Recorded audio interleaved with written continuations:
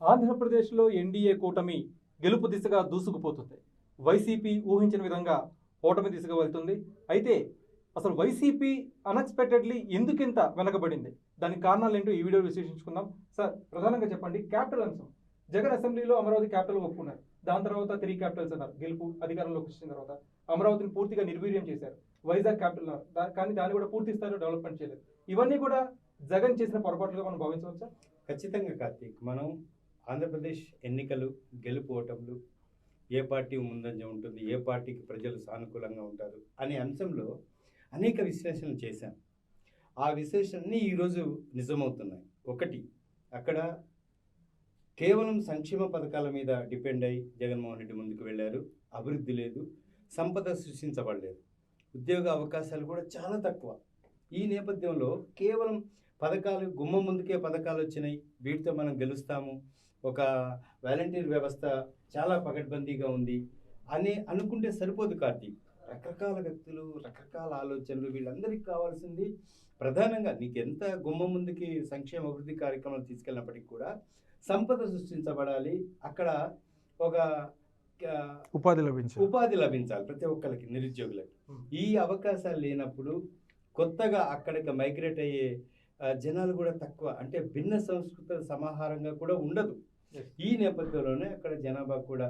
ఇంకొకటి కార్తీక్, అక్కడ real estate రంగం అనేది చాలా క్రూషియల్గా ఉంటుంది.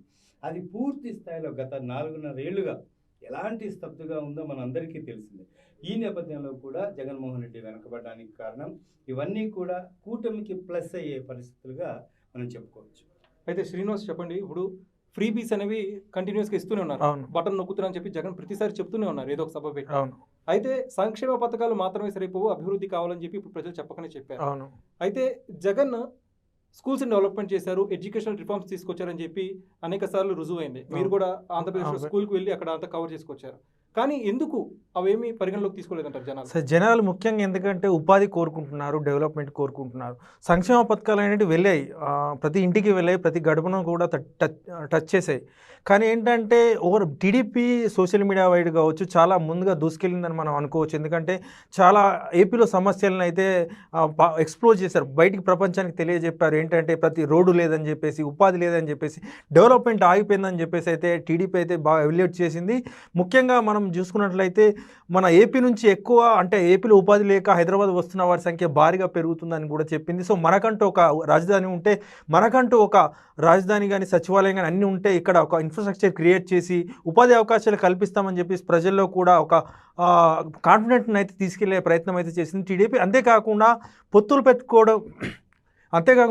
పెట్టుకోవడం కూడా టీడీపీ కలిసి వచ్చిన అంశంగా మనం చెప్పుకోవచ్చు. ఎందుకంటే విడిగా పోయినట్టయితే ప్రభుత్వ వ్యతిరేక ఓటు చీలిపోయే అవకాశం అయితే ఉంది. సో ఇది గమనించిన చంద్రబాబు అయితే అటు జనసేనతో కావచ్చు, ఇటు బీజేపీతో కావచ్చు పొత్తు పెట్టుకొని ముందుకు వెళ్ళారు. సో విజయం సాధించారని కూడా మనం చెప్పుకోవచ్చు. ఇంతకుముందు మీరు అడిగారు, 3 రాజధానుల ప్రభావం ప్రజలపైన ఉంటుందా, ఏమైనా పనిచేస్తుందా? ఒక సామాన్య ప్రజానికం, ఒక సెక్టర్ ఆఫ్ పీపుల్ కార్తీక్, రాజధాని ఎక్కడుంటే ఏంటి, అడ్మినిస్ట్రేషన్ ఎక్కడుంటే ఏంటి, తన ఉపాధి తనకు లభించిందా, తను ఫ్రూట్ఫుల్గా ముందుకు వెళ్తున్నారా, ఇది కన్సిడర్ చేస్తారు కార్తీక్. పరిపాలన, అడ్మినిస్ట్రేషన్, శాంతి భద్రతలు వీటి మీద పెద్దగా అతని జీవన శైలికి పెద్దగా సంబంధం ఉండదు. సో ఈ నేపథ్యంలోనే 3 రాజధానుల స్లోగన్ కూడా జగన్మోహన్ రెడ్డి ఏదైతే తీసుకున్నారో ప్రజలు అంతగా ప్రభావం చూపించలేదని ఈ ఎన్నికలు, ఈ ఫలితాలు ప్రూవ్ చేశాయి. కాబట్టి ఎక్కడైతే సంపద సృష్టించబడుతుందో, ఉద్యోగ ఉపాధి అవకాశాలు కల్పించబడతాయో అక్కడే ఖచ్చితంగా సానుకూల ఫలితాలు ప్రభుత్వానికి ఉంటాయన్న విషయం ఈ ఫలితాలతో రుజువుతుంది కాదు. అంతేకాదు, అనేక ప్రభుత్వ ఆస్తులు కూడా తనఖా పెట్టారు వైసీపీ హయాంలో. సో ఇవన్నీ కూడా వైసీపీకి ప్రతికూల అంశంగా మారాయి. అంతేకాదు, సంపద సృష్టించలేదని చెప్పి ప్రధాన విమర్శలు అది కూడా జరిగింది. అయితే హిందూ దేవుళ్ళ మీద దాడులు, ఇవి కూడా వైసీపీ సరిగ్గా డిఫెండ్ చేసుకోలేకపోయింది. సో ఇవన్నీ కూడా వైసీపీ యొక్క ఓటమికి కారణమే అని చెప్పి మనం విశ్లేషించుకోవచ్చు. అయితే ప్రధానంగా ఆంధ్రప్రదేశ్లో మద్యంపై విమర్శలు వచ్చాయి. అవును బూమ్ బూమ్ అని చెప్పి ప్రెసిడెంట్ సంథింగ్ ఏవో అవును చాలా రకాల బ్రాండ్స్ వచ్చాయి, కొత్త కొత్త బ్రాండ్స్. అవి నాణ్యమైన బ్రాండ్స్ కావని చెప్పి ప్రజలు ఫీల్ అవుతున్నారు. కానీ ఇక వేరే ఆల్టర్నేటివ్ లేక, ఆప్షన్ లేక అవే తాగడం స్టార్ట్ చేశారు. ఆరోగ్యాలు కూడా చాలా మంది పాడు చేసుకున్నారు. ఇది కూడా వైసీపీని దెబ్బతీసింది. అవును కార్తిక్, నేను విజయవాడ వెళ్ళినప్పుడు ఆటోలో ఒక చోటికి వెళ్ళాను. సో నేను ఆటో డ్రైవర్ని అడిగాను అనమాట, ఎట్లా ఉంది సిచ్యువేషన్, ఏమంటున్నారంటే సార్ పొద్దున ఇస్తున్నారు, సాయంత్రం తీసుకుంటున్నారు, వైన్ షాప్లో చూడండి అని చెప్పేసి. అక్కడే వైన్ షాప్ ఉంది, అక్కడ వైన్ షాప్ వద్ద అయితే బారులు తీరాలి జనాలు. సో మనకు అనిపించింది ఏంటంటే, ఆయన ఏం చెప్పాడంటే, సార్ ఏవేవో బ్రాండ్స్ తీసుకొస్తున్నారో అసలు మాకు సంబంధం లేవు, కానీ మాకు ఏం దొరక్క తాగుతున్నాం అని చెప్పేసి కూడా చెప్పాడు ఆటో డ్రైవర్. సో దీన్ని బట్టి కూడా మద్యం పాలసీ కూడా ఏపీ ప్రభుత్వం అంటే వైసీపీని దెబ్బతీసినట్లుగా మనం భావించవచ్చు. ముఖ్యంగా కొంతమంది వైసీపీ నేతలు మాట్లాడిన తీరు అనేది చాలా ఆ పార్టీకి దెబ్బతీసిందిగా మనం భావించవచ్చు. ముఖ్యంగా కొడాలి నాని, చంద్రబాబు నాయుడు ఫ్యామిలీని టార్గెట్ చేయడం అనేది చాలా నెగిటివ్ తీసుకెళ్ళింది ప్రజల్లో. ఆయన ఫ్యామిలీని టార్గెట్ చేయడం తర్వాత చంద్రబాబు నాయుడు కూడా చాలా ఎమోషనల్గా ఫీల్ అయ్యి ఏడవడం కూడా చూసాం. సో అది చాలా వైరల్ అయింది వీడియో. ఇది కూడా వైసీపీని దెబ్బతీసిందని మనం భావించవచ్చు కార్తిక్. ఎస్, ప్రధానంగా ఇసుక మాఫియా అనేది కూడా ఇక్కడ కీలక అంశంగా మనం ప్రస్తావించాలి. ఇసుక మాఫియాని ప్రధానంగా పవన్ కళ్యాణ్ ఎక్కువగా వెలుగులో తీసుకొచ్చారు. ప్రతి సభలో కూడా పవన్ కళ్యాణ్ ఇసుక మాఫియా చేస్తున్నారు, దోపిడీ చేస్తున్నారు, దోచుకుంటున్నారు భూమిని అని చెప్పి విమర్శలు చేశారు. అవన్నీ కూడా జనాల్లోకి వెళ్ళాయంటారు. ఖచ్చితంగా పవన్ కళ్యాణ్ ఎప్పుడైతే వైసీపీ ప్రభుత్వం ఏర్పడగానే ఒక స్టేట్మెంట్ ఇచ్చాడు, 100 రోజుల వరకే ఈ ప్రభుత్వాన్ని మేము ఏం విమర్శించాం, ఎలా చేస్తుందో గమనిస్తాము, ఆ తర్వాతే ప్రభుత్వం చేస్తున్న మంచి పనులు కానీ ప్రభుత్వం ప్రజా వ్యతిరేక కార్యక్రమాలకు పాల్పడితే వాటి గురించి చర్చిస్తామని పవన్ కళ్యాణ్ చెప్పారు. ఆయన మొదటి ప్రెస్ మీట్ కూడా కార్తీక్ ఇసుక మీదనే, భవన నిర్మాణ కార్మికుల మీదనే పెట్టారు. ఇసుక దందాలో జరుగుతున్న వ్యవహారాన్ని మొత్తం ఆయన ఎస్టాబ్లిష్ చేసే ప్రయత్నం చేశారు. ఆ తర్వాత ఇసుక మీద ఏదైతే ప్రభుత్వం ఆంక్షలు విధించిందో, ఆ తర్వాత దాని కారణంగా భవన నిర్మాణ కార్మికులు ఏ రకంగా ఎఫెక్ట్ అయ్యారో కూడా ఆయన కంటికి కట్టినట్లు కూడా ఎస్టాబ్లిష్ చేసే ప్రయత్నం చేశారు. సో ఇవన్నీ కూడా ఇంతకుముందు శ్రీనివాస్ చెప్పినట్టు మద్యం పాలసీలో ఏదైతే సమగ్ర ఆలోచన లేకుండా ఆవేశపూరిత నిర్ణయాలు తీసుకుంటారో కార్తీక్, అది ఎక్కువ రోజుల ఫలితం ఇవ్వదు. దానికి అంత దీర్ఘకాలిక ప్రయోజనాలు కూడా ఉండవు, స్వల్పకాలిక ప్రయోజనాలు ఇట్లాగే ఉంటుంది. ఇదే మద్యం విషయంలో మద్యపాన నిషేధం చేస్తున్న జగన్మోహన్ రెడ్డి ఆల్రెడీ ఆయనకు తోచిన మద్యాన్ని ప్రజలకు అందించి ప్రముఖ బ్రాండ్స్ అన్ని బ్యాన్ చేయడం, ఇది చాలా వరకు కూడా ఎఫెక్ట్ పడింది శ్రీనివాస్ చెప్పినట్టు. సో ఇప్పుడు అది పక్కన పెడితే ఈ ఇసుక మాఫియా ఒకటి, భవన నిర్మాణ కార్మికులకు ఉపాధి కోల్పోవడం, అట్లాగే శ్రీనివాస్ చెప్పినట్టు మంత్రుల వ్యవహారం ప్రధానంగా మీరు చూసుకోవచ్చు. ఒక్కొక్క మంత్రికి ఒక్కొక్క దూకుడు వ్యవహారం, ఒక్కొక్క దురుసు వ్యవహారం కూడా మనం చూసాం.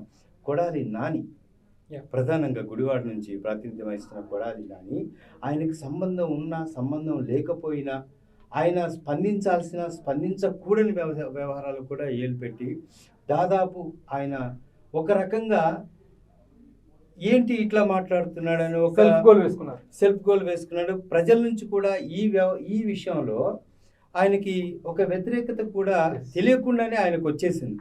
ఇప్పుడు ఈరోజు ఆయన కొద్దిసేపు క్రితం కౌంటింగ్ కేంద్రం నుంచి వెళ్ళిపోవడానికి కారణం కూడా అదే, ప్రజా వ్యతిరేకత.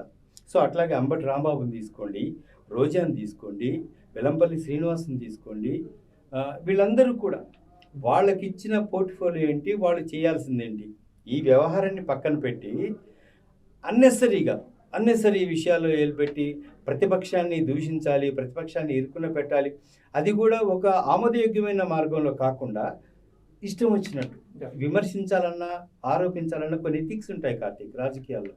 అవి పక్కన పెట్టి వ్యక్తిగత ఎజెండాని ఎప్పుడైతే అమలు చేశారో అక్కడ వీళ్ళందరూ దెబ్బతిన్నారు. అందుకే ఇప్పుడు క్యాబినెట్లో, జగన్మోహన్ రెడ్డి క్యాబినెట్లో మెజారిటీ ఆఫ్ ద మినిస్టర్స్ ఓటమి చూస్తున్నారు కార్తీక్. ఇంకొక ముఖ్యమైన విషయం land titling act. Land titling act అనేది ఆఖరి నిమిషంలో చాలా ముఖ్య భూమిక పోషించని చెప్పుకోవాలి. ఎందుకంటే కూటమి సభ్యులు చాలామంది ల్యాండ్ టైటిలింగ్ యాక్ట్ ద్వారా మిమ్మల్ని ప్రభుత్వం మోసం చేయబోతుంది, అసలు మీ ఆస్తి పత్రాల మీద వైఎస్ జగన్ ఫోటో ఎందుకనే అంశాన్ని బాగా ప్రజల్లోకి తీసుకెళ్లారు. ప్రజలందరూ కూడా ఒక రకంగా అసహనం వ్యక్తం చేశారు. అసలు మా ఆస్తి పత్రాల మీద వైఎస్ జగన్ ఫోటో ఎందుకు అని చెప్పి చాలా మందిలో వాళ్ళని వాళ్ళు ప్రశ్నించుకున్నారు. ప్రధానంగా వైఎస్ఆర్సీపీకి ఓట్లు పడకపోవడం కూడా ఇది ఒక కారణము. అయితే వైఎస్ జగన్ కొన్ని చేసిన మంచి పనుల్లో వాలంటరీ సిస్టమ్ అవుతుంది. ఎందుకంటే చంద్రబాబు నాయుడు గారు కూడా వాలంటరీ సిస్టమ్ కంటిన్యూ చేస్తాం, కాకపోతే వాళ్ళ జీతాలు పెంచుతాం, వాళ్ళ యొక్క స్థిరత్వాన్ని పెంచుతాం అని చెప్పి చెప్పారు. సో వాలంటరీ సిస్టమ్ లాంటిది ఇంట్రడ్యూస్ చేసినా కానీ జగన్ ఎందుకు ఓడిపోతున్నారు వాళ్ళ అంటే ప్రచారం ఇక్కడ ఒకటి కార్తీక్, ఉచితాలు ప్రజల ఆ, గుమ్మంలోకి తీసుకువెళ్తే ఆయా గతంలో ఇచ్చిన దేశాలు కానీ రాష్ట్రాలు కానీ వాటి పరిస్థితి ఏంటో ప్రజల్లో ఒక రకమైన చైతన్యం ఉంది కార్తీక్. ఎగ్జాంపుల్ వెనిజువేలా ఒకానొక టైంలో అది చాలా రిచెస్ట్ కంట్రీ. అక్కడ ప్రభుత్వం ఇలాగే ఉచితాలు ప్రవేశపెట్టి ఆర్థిక మాంద్యంతో బాధపడి చితికిపోయిన సందర్భం కూడా మనం చూసాం. ఇప్పుడు అక్కడ తినడానికి బ్రెడ్ కూడా లేదు. చాలా ఇతర దేశాల మీద ఆ, యాచించుకునే పరిస్థితి తలెత్తింది వెనిజువేలా దేశానికి. అంటే ఉచితాలు ఎంత ప్రమాదమో దానికి సంబంధించిన ప్రతిఫలాలు, దాని నుంచి వచ్చే అనుకూల వాతావరణం కూడా ప్రజల్లో అవేర్నెస్ ఉంది. ఎస్, మీరు అన్నట్టు ఉచితాలు కరెక్ట్ కాదు, కానీ టీడీపీ కూడా హామీలు ఇచ్చింది. సో ఆ హామీలను ప్రజలు నమ్మారు. అంటే సో ఇక్కడ ముఖ్యంగా మనం మాట్లాడుకోవాల్సిన అవసరం ఏంటంటే ఒక ప్రభుత్వం ఒక కార్యక్రమాన్ని తలపెట్టింది. సో దాన్ని వచ్చే ప్రభుత్వం కొనసాగించాలి. ఎక్కడైనా ఏ ప్రభుత్వం అయినా, ఏ దేశమైనా, ఏ రాష్ట్రమైనా. సో మనం తెలంగాణ విషయానికి వస్తే తెలంగాణలో హైదరాబాద్ డెవలప్ అయింది. సో ఇప్పుడు వచ్చిన రేవంత్ రెడ్డి కాంగ్రెస్ ప్రభుత్వం కూడా కొనసాగిస్తుంది. కానీ కేసీఆర్ ఇది చేసిండని మేము వేరే చోటుకు వెళ్తామని లేదు. సో ఏపీలో కూడా ఒక రాజధాని నిర్మించుకుందామని చెప్పేసి అమరావతికి శంకుస్థాపన చేశారు. కానీ ఆ తర్వాత రాజధానులను మార్చేసి 3 రాజధానులు చెప్పారు. సో ఇది కూడా వైసీపీకి నష్టం కలిగించిన అంశంగా మనం భావించవచ్చు కార్తిక్.